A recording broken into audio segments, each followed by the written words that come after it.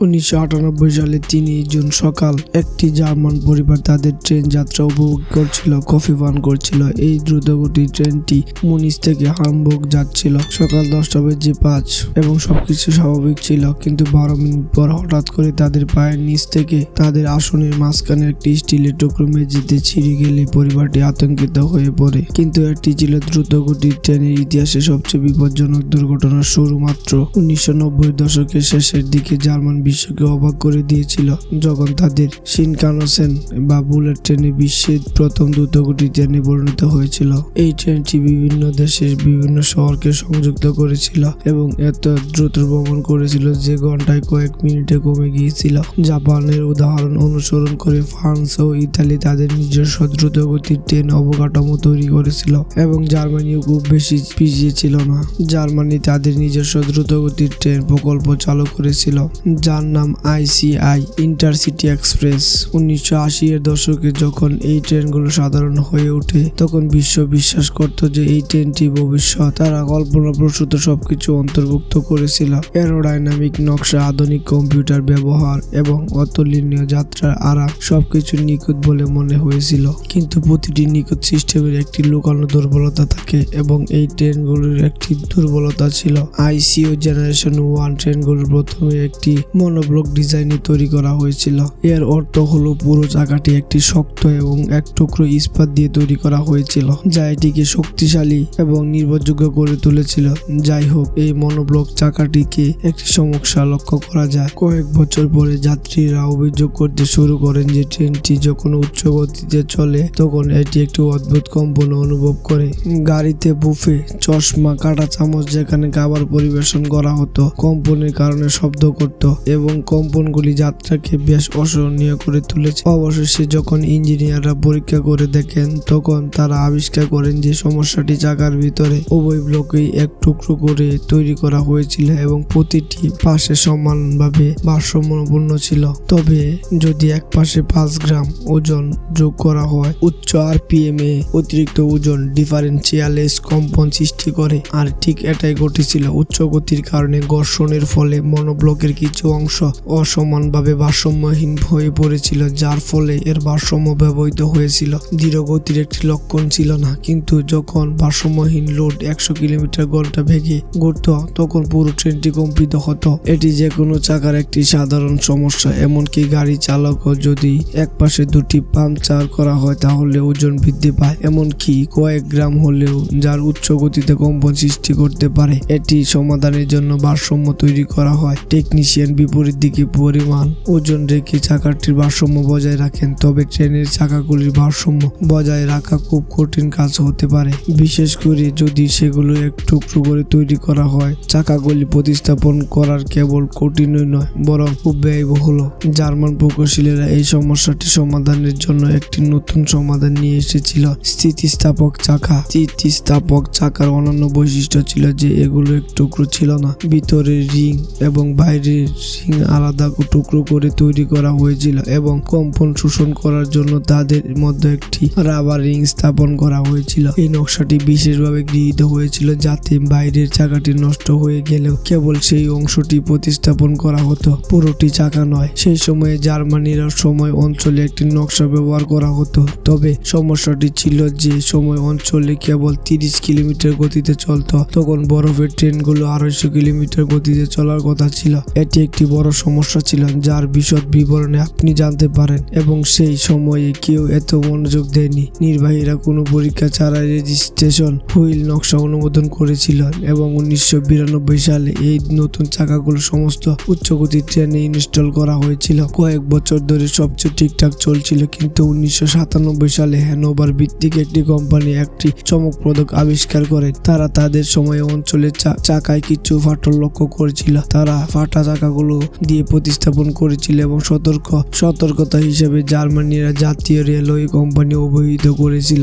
তবে যেহেতু সেই সময় কোম্পানির কোনো অভিযোগ ছিল না, তাই ডক্টর সৈনিক এবং সতর্কতা উপেক্ষা করেন এবং ঠিক এক বছর পরে 3 জুন 1998 সবকিছু বদলে যায়। সকাল 10:30 IC ট্রেন 884 ট্রেনটি হ্যানোভার স্টেশন থেকে হামবুর্গের উদ্দেশ্যে যাত্রা করে। ট্রেনটিতে 14টি কোচ, 2টি পাওয়ার কার এবং 12টি যাত্রীবাহী যাত্রীবাহী গাড়ি ছিল, যার মধ্যে 287 জন যাত্রী এবং 8 জন ক্রুদের সদস্য ছিল। হ্যানোভার স্টেশনে ছেড়ে যাওয়ার সময় সবকিছু স্বাভাবিক ছিল।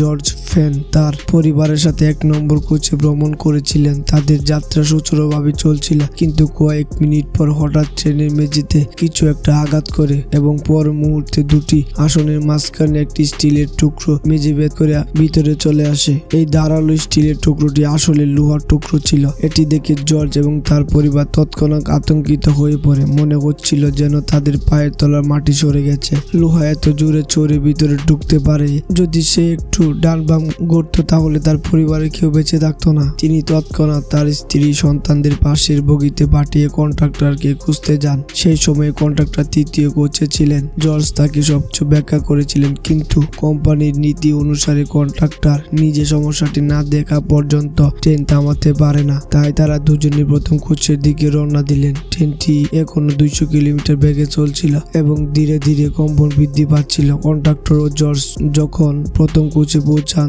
তখন ট্রেনটি ইতিমধ্যে 3 কিলোমিটার অতিক্রম করে একটি বিপজ্জনক অংশে অতিক্রম করতে যাচ্ছিল, যেখানে লাইনগুলো বিভক্ত হয়ে যায়। ভাঙা অংশ এবং ট্রেনের নিচে ঝুলছিল লাইন বরাবর ট্রেনে নিয়ে যাচ্ছিল। ট্রেনটির প্রথম সেকশন পয়েন্ট অতিক্রম করে তারা টায়ারটি পড়ে যায় এবং ট্রেনকে লিভারে আঘাত করে এবং সেই মুহূর্তে একটি বিপজ্জনক ঘটনা ঘটে। ট্রেনের সুইচ পরিবর্তন হয়ে যায়। এখন ট্রেনের প্রথম এবং দ্বিতীয় কোচগুলো একই ট্র্যাকে ছিল, কিন্তু তৃতীয় কোচটি অন্যটিতে চলে যায়, অর্থাৎ সামনে এবং পিছনের ট্রেনের শরীরে বিভিন্ন দিকে মোচড় দিয়েছিল এবং 3 নম্বর কোচটি সরাসরি একটি সেতুর কংক্রিটের স্তরের সাথে ধাক্কা খেয়েছিল।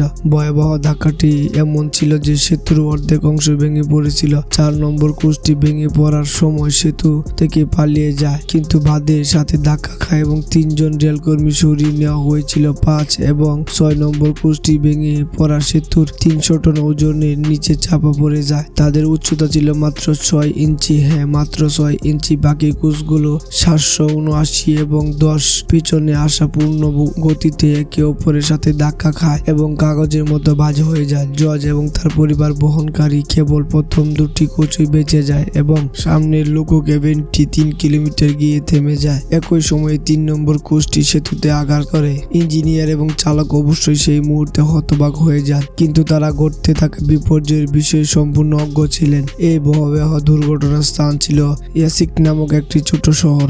বাসিন্দারা যখন বিস্ফোরকের শব্দ শুনতে পান তখন তারা ঘটনাস্থলে ছুটে যান। তাদের সামনের দৃশ্যটি এমন একটি যা তারা সম্ভবত কখনোই ভুলতে পারবে না। ভাঙা কোচ, লোহার টুকরো, আগুন এবং চিৎকার। কিছু লোক সেতুর ধ্বংসাবশেষের নিচে আটকে পড়েছিল, অন্যরা তাদের আসনে আটকা পড়েছিল এবং চাপ প্রতিরোধের জানালাগুলি এত শক্তিশালী ছিল যে সেগুলো ভাঙা প্রায় অসম্ভব ছিল। উদ্ধারকর্মীরা ভারী যন্ত্রপাতি আনতে হয়েছিল, কিন্তু প্রথমে আটকে পড়া ব্যক্তিদের কাছে পৌঁছাতে বেশ কয়েক ঘন্টা সময় লেগেছিল।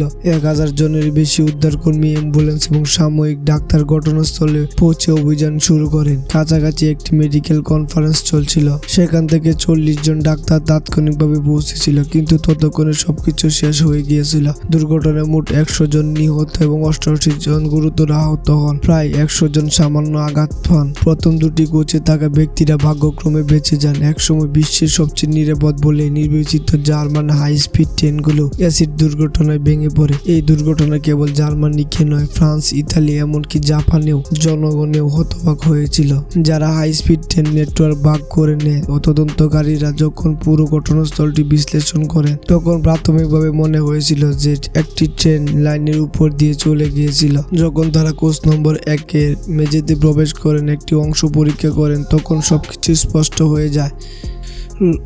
লগগুলি প্রকাশ করে যে একই চাকাটিতে 8 বার সমতল দাগের কবর পাওয়া গেছে, তবু এটি প্রতিস্থাপন করা হয়নি। ফাটল শনাক্তকারী মেশিন পাওয়ার সেট কিন্তু টর্চ ব্যবহার করে ভিজুয়াল পরিদর্শন করা হতো। কোম্পানিটি মেশিনগুলি একটি মিথ্যা অ্যালার্ম দাবি করে বিষয়টি উড়িয়ে দেয়। 1992 সালে জার্মান গবেষণা সংস্থা ফ্রাউনহোফার একটি সতর্কতা জারি করে যে উচ্চগতির ট্রেনের স্থিতিস্থাপক চাকাগুলো বিপজ্জনক হতে পারে এবং 1997 সালে হ্যানোভার ট্রাম কোম্পানি কোম্পানির একটি সতর্কতা জারি করেন, কিন্তু উভয়কে উপেক্ষা করা হয়েছিল। ইঞ্জিনিয়াররা পরে ব্যাখ্যা করেছিলেন যে এই টায়ারগুলো দিনে 5 লক্ষ বার উচ্চ গতিতে ঘোরে। প্রতিটি ঘূর্ণাঙ্গের সাথে সাথে লিস্টের টায়ারটি সামান্য সংকুচিত হয়ে প্রসারিত হবে। এর ফলে ক্লান্তি ফাটল তৈরি হয়েছিল, যা আরো বড় হতে থাকে। মাঝখানে থাকা রাবারের কারণে কম্পনগুলি ক্রমশ তীব্র উঠত এবং কেউ বুঝতে পারেনি যে চাকাগুলি আসলে ফাটছে। অবশেষে 3 জুন 1998 একটি হাঁটু এত বড় দুর্ঘটনা ঘটায়। অ্যাসিড বিপর্যয় বিশ্বের সবচেয়ে বিপজ্জনক উচ্চ গতির ট্রেন দুর্ঘটনা হিসেবে বিবেচনা করা হয়। এই দুর্ঘটনার পর সমস্ত উচ্চ গতির ট্রেনের চাকা মনোব্লক ডিজাইন দিয়ে প্রতিস্থাপন করা হয়েছিল এবং অনুরূপ দুর্ঘটনা রোধ করার জন্য জংশন পয়েন্টের চারপাশে বেশ কয়েকটি সেতু স্থাপন করা হয়েছিল। এই দুর্ঘটনার পর জার্মানি তাদের পুরো রেল ব্যবস্থাপনায় পুনর্মূল্যায়ন করেছে। চাপ প্রতিরোধ জানলাগুলি প্রতিস্থাপন করা হয়েছিল, তাতে ভবিষ্যতে উদ্ধারের ক্ষেত্রে জানালা ভেঙে পড়া লোকদের মুক্ত করা যায়। আজও জার্মান রেলওয়ে প্রশিক্ষণ কেন্দ্রগুলি অ্যাসিড বিপর্যয়ের উদাহরণ হিসেবে শেখানো হয়। মনোব্লক চাকাগুলো রক্ষণাবেক্ষণ খরচ অবশ্যই বেশি এবং সময় সাপেক্ষ, তবে উচ্চ গতিতে, কারণ এগুলি এক টুকরো ঢালাই করা হয়, তারা অন্তত ভাঙে না এবং কম্পনগুলি ইঙ্গিত দেয় যে চাকাগুলোর ভারসাম্য বজায় রাখা প্রয়োজন। আমরা আশা করি আপনি এই ভিডিওটি পছন্দ করবেন এবং শেয়ার করবেন। আপনার সহৃদয় মন্তব্যের জন্য অনেক ধন্যবাদ। পরবর্তী